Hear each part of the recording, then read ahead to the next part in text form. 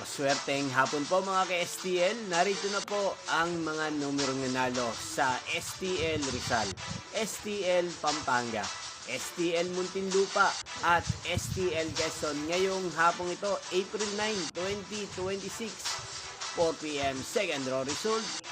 Yan, nakikita nyo na po ngayon sa screen ng inyong cellphone ang mga numerong nanalo sa nabanggit kong mga lugar. In exact order po yan.